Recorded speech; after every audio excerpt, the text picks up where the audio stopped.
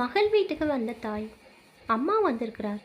காத்து கொண்டு நின்ற மதுமிதா சுசீந்திரா ஸ்கூட்டரை விட்டு இறங்கும்போதே மகிழ்ச்சியோடு அறிவித்தாள். இறங்கி உள்ளே நுழைந்தவன், வாங்க, மாமியாரை வரவேற்றான். அபிராமி அவனுக்கு மரியாதை காட்டும் வகையில் அடுக்களை வாசலில் பாதி மறைந்தும் மறையாதுமாய் நின்று கொண்டிருந்தாள். உடைமாட்டு கொண்டு வந்து ஓய்வாக கூடை நாற்காலியில் சாய்ந்து கொண்ட சுசீந்திரன் கேட்டான், நன்னா இருக்கிறேளா? தாமுவும் பைரவும் சௌக்கியம் தானே? ம், அவளுக்கு என்ன, சௌக்கியமாக தான் இருக்கா. பதில் ஒரு விதமாக வரவும் சுசீந்திரன் மனைவியையும் மாமியாரையும் ஒரு மாதிரியாக பார்த்தான். இதற்குள் அவனுக்கு மிகவும் பிடித்த நாகூர் அல்வா, உப்பு பிஸ்கட் இரண்டையும் ஒரு தட்டில் கொண்டு வந்து மதுமிதா அவன் எதிரில் வைத்தா. அபிராமி எப்போது வந்தாலும் அவனுக்கென்று அவைகளை வாங்கி வர தவறுவதில்லை. கல்யாணமான புதிதில் ஒரு முறை நாகப்பட்டினம் மாமனார் வீட்டுக்கு சென்றிருந்த போது அவசரத்திற்காக கடையில் வாங்கி வந்து அவைகளை வைத்ததை சாப்பிட்டுவிட்டு ஊகை என்று இவன் புகழ்ந்தான். இன்றைக்கும் அபிராமி மறக்காமல் எப்போது வந்தாலும் 1/2 கிலோ அல்வாவும் 3/4 கிலோ உப்பு பிஸ்கட்டோடு தான் வருவாள். என்ன மது, உங்கள் அம்மா பதில் ஒரு மாறியா வருது தன்னிடம். அவள் நெருங்கிய போது இவன் கேட்க, சாப்பிடுங்க, அப்புறம் சாவகாசமாக விசாரிச்சுக்கலாம் மெல்லிய குரலில் அவன் வாய்க்கு பிளாஸ்டரை போட்டாள். இரவு அம்மா கூச்சிட்டு வந்திருக்கிறா. மாட்டுப்பெண் மதிக்கிறதே இல்லையா? தாமோதரனும் அவள் இஷ்டப்படிதான். சரி, அதற்காக புறப்பட்டு வந்துடுறதா? இங்கே எத்தனை நாளைக்கு தான் இருந்துட முடியும்? மதுமிதா அந்த இருட்டிலும் அவனை கோபமாக பார்த்தாள். உடனே கேட்டாள், ஏன், எத்தனை நாள் இருந்தா என்ன? சுசீந்திரன் இதமாகவே சொன்னான், அசடே, இருக்கிறத பற்றி ஒன்றும் இல்லை, சின்னஞ்சிறுசுக கொஞ்சம் அப்படி இப்படி தான் இருக்க செய்யும். அதை விட்டுட்டு தன் வீடு தன் வாசலுங்கிறத மறந்து இப்படி புறப்பட்டு வர தொடங்கினா அவளுக்கு இடம் கொடுத்து போயிடும். இவ இல்லாமலே சமாளிக்கிறாங்கிற தைரியம் ஏற்பட்டு அந்த தனிமை சுதந்திரத்தில் அப்புறம் இவளை ஒரு அந்நிய மனுஷியாவே நினச்சி ஒதுக்கிட சொல்லும். எங்கேருந்து சமாளிக்கிறது? கை குழந்தையும் வச்சுக்கிட்டு வேலைக்காரியும் இல்லாமல் அவள் எத்தனை நாள் சமாளிக்க முடியும்? இன்னும் கொஞ்ச நாளில் தானாக வந்து அம்மா காலில் விழுந்து அவள் அழைச்சிட்டு போகிறாளா இல்லையான்னு பாருங்க. தப்பாக சொல்கிற போது குழந்தை அவ்வளோது மட்டுமா? உன் அம்மாவுக்கு அது பேர குழந்தை இல்லையா? அந்த 5-6 மாத குழந்தைக்கு ஒரு கஷ்டம் வந்தா அது உன் அம்மாவுக்கு சந்தோஷம் தரக்கூடிய விஷயம்னு நினைக்கிறியா? பாவம், அந்த குழந்தையை குளிப்பாட்ட மருந்து புகட்ட உடம்புக்கு ஒன்று வந்துட்டா தைரியமாக பக்கத்துலேருந்து பார்த்துக்க கொள்ள உங்கள் அம்மா அங்கே இருக்கிறதா நல்லது. பெரியவங்களும் ஒருத்தர் இல்லாவா கஷ்டப்படுறது வேற. ஆனால் இருந்தும் ஒருத்தருக்கு ஒருத்தர் இந்த மாதிரி வீம்பு நாள் சிரமப்படுறது இரு தரப்புக்கும் நல்லதல்ல, கௌரவம் இல்லை. அதற்காக என் யோசனை என்னன்னு கேட்டால், இன்னும் 2 நாள் கழிச்சு நீயே உன் அம்மாவை உன் தம்பிக்கிட்ட அழைச்சிட்டு போய் ஆமாம் சம்சாரத்துக்கும் அவனுக்கும் நல்ல புத்தி சொல்லி சமாதானப்படுத்தி விட்டுட்டு வந்துடு. அதாவது எங்கள் அம்மாவை அவங்க காலில் போய் விழ சொல்கிறேன். அப்படி ஒன்றும் அவசியம் இல்லை. அவளுக்கு சோறு போடுறது கஷ்டமாக தெரிஞ்சால் சொல்லிடுங்க. இப்போவே அவரை போக சொல்லிடுறேன். பொண்ணு வீடாச்சேன்னு உரிமையாக வந்திருக்கிறா. இப்படின்னு தெரிஞ்சா எட்டி கூட பார்க்க மாட்டா. அவளுக்கு வேறு இடம் இல்லைங்கிறதுனால தானே நீங்களே இவ்வளோ அலட்சியமாக பேசுகிறேன். அவள் மானஸ்தி. உங்கள் பிச்சை சோத்தை எதிர்பார்த்து இங்கே ஒன்றும் வந்து நிற்கலை. இதுவரை அவள் கண்களில் எட்டி பார்த்து கொண்டிருந்த கண்ணீர் இப்போது கன்னங்களில் வலிய தொடங்கும். சுசீந்திரன் நிஜமாகவே கலங்கி போனான். இந்த சமயத்தில் தான் என்ன சொன்னாலும் எடுபடாது என்பதை உணர்ந்து மேலும் பேச்சை தொடராது விட்டுவிட்டான். வழக்கம் போல் நாட்கள் நகர்ந்து கொண்டே இருக்க அபிராமியும் மதுமிதாவும் மட்டும் ஒவ்வொரு நாளையும் ஏதோ ஒரு எதிர்பார்ப்பிலும் ஏமாற்றலுமாக கடத்தி கொண்டு வருவது தெரிகிறது. நாளுக்கு நாள் அவர்களது இந்த அமைதியின்மை அதிகரித்து கொண்டே தான் இருந்தது. சுசீந்திரன் எதையே கண்டுகொள்வதிலே ஒரு சில சமயங்களில் மதுமிதா அவள் தம்பியை பற்றியும் அவன் தம்பி மனைவி பைரவை பற்றியும் ஏதாவது பேச தொடங்கினால் கூட காதில் வாங்கி கொள்வதில்லை. அதே சமயத்தில் அபிராமி அங்கு இருப்பதில் தனக்கு எந்த சுமையும் இல்லை என்பது போலவும் நடந்து கொண்டான். ஆயிற்று. அபிராமியும் அங்கு வந்து 1.5 மாதம் ஓடிவிட்டது. தாய் மகள் இருவருமே ஒருவித ஏமாற்ற உணவை ஜீர்ணிக்க முடியாமல் திணறிக் கொண்டிருப்பது தெரிகிறது.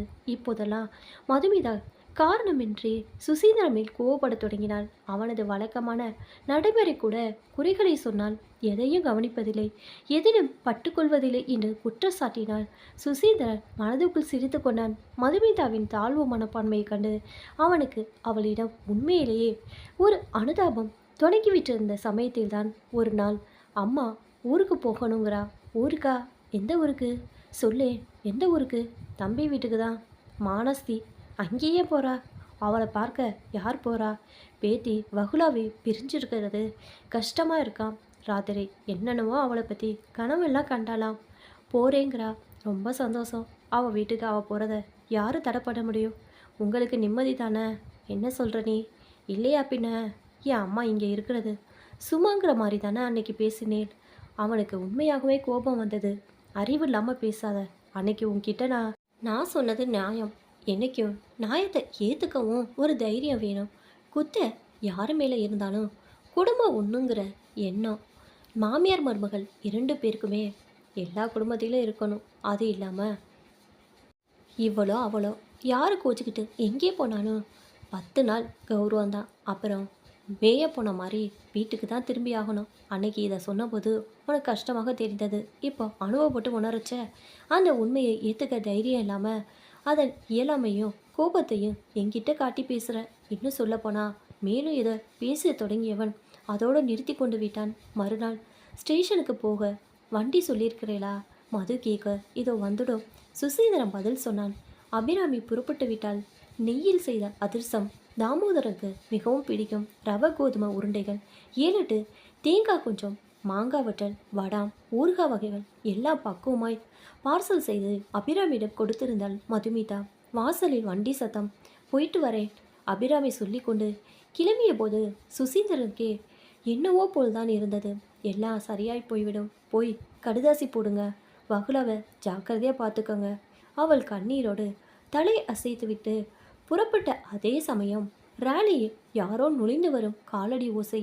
அடுத்த நிமிடம் அங்கே தாமோதரன் பைரவி கையில் வகுலாவுடன். வா தாமு, வா பைரவி. சுசீந்திரன் வரவேற்றான்.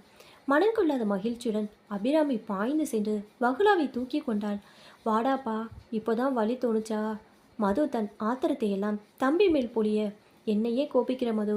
இதோ இவளுக்கே பெரியவங்க தயவு இல்லாமல் தானே சர்வாதிகாரியா விலகணும்னு நினச்சா அம்மாவை மதிக்கிறதே இல்லை. எதுக்கு எடுத்தாலும் ஏட்டிக்கு போட்டி. அம்மா வருத்தத்தோடு புறப்பட்ட போது கூட அதனால் தான் நான் தடை பண்ணலை. அடுத்த 2 நாளைக்கெல்லாம் என்ன கவனம் இல்லையோ? வகுலாவுக்கு காய்ச்சல், டாக்டர், மருந்து, மாத்திரைகள். 1 வாரம் தூக்கம் இல்லை. கொஞ்சம் அவளுக்கு உடம்பு சரியானதும் இவ படுத்துட்டா. கவனிக்க கூட ஆள் இல்லை. எப்படியோ தேறி எழுந்ததும் என்னை மீறி ஒரு நாள் சண்டை போட்டேன். பிறந்த வீட்டுக்கு போனா எத்தனை நாள் வச்சுருப்பா? 4 பேர் என்ன ஏதுன்னு விசாரிக்கிறதுக்குள்ள நல்ல புத்தி சொல்லி அவங்க அப்பா கொண்டு வந்து விட்டுட்டு போனார். அழுதா செய்தது தப்புன்னு ஒத்துக்கிட்டா. என்கிட்ட சொல்லி என்ன பிரயோஜனம்? அம்மா கிட்ட வந்து சொல்லுன்னு அழைச்சிட்டு வந்திருக்கிறேன். பைரவி தலையை குனிந்து கொண்டு நின்றாள். அன்றும் மறுநாளும் அந்த வீடு மகிழ்ச்சியில் தெளித்தது. அனைவரும் புறப்பட்டு சென்ற பிறகு என்னை மன்னிச்சிடுங்க. மது தன் கணவனின் மார்பில் புதைந்து கொண்டாள். என்ன மது, ஏன் கலங்குற? அம்மா ஊருக்கு போயிட்டாளேனா?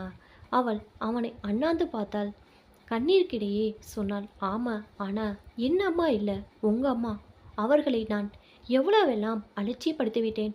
அவ்வளோக்கும் கோபப்படாமல் இருந்தவங்க ஒரு சமயம் உங்களுக்கும் எனக்கும் இது சம்பந்தமாக மனஸ்தாபம் வந்து 1 வாரம் பேசாமல் இருந்தவுடன் நம்மால் இவர்களுக்குள் ஏன் தகராறுன்னு மக வீட்டுக்கு புறப்பட்டு போய் மாதம் 6 ஆகிறது. என்ன இருந்தாலும் அவர்களுக்கு அது கௌரவமாக இருக்குமா? நான் அதை பற்றியெல்லாம் இதுவரை கனவுல கூட சிந்திக்கலையே. இப்போ எனக்குன்னு வரச்சதான் ஏன் முதுகு எனக்கு தெரிகிறது. அவன் அவளை ஆதரவாக அணைத்து கொண்டே கேட்டான். அது சரி, உனக்கு என்ன புள்ளையா குட்டியா? அவர்கள் தயவு தேவைப்படுறதுக்கு. மது பொய் கோபத்தோடு அவனை முறைத்தாள். இந்த குதர்க்கம் தானே வேணாங்கிறது. புள்ளக்குட்டியை வளர்க்குறதுக்கு மட்டும் இல்லை, பெறுவதற்கும் கூட பெரியவங்க மனப்பூர்வமான ஆசீர்வாதம் வேணும். அப்படியே குழந்தை இல்லைனாலும் பரவாயில்ல, அவர்களுக்கு நான் குழந்தையாக இருந்துட்டு போகிறேன். சுசீந்திரம் அவளிடம் ஒரு உள்நாட்டு கவரை எடுத்து நீட்ட மதுமிதா எழுதத் தொடங்கினாள். தேவரின் அத்தை அவர்களது பொற்பாத கமலங்களுக்கு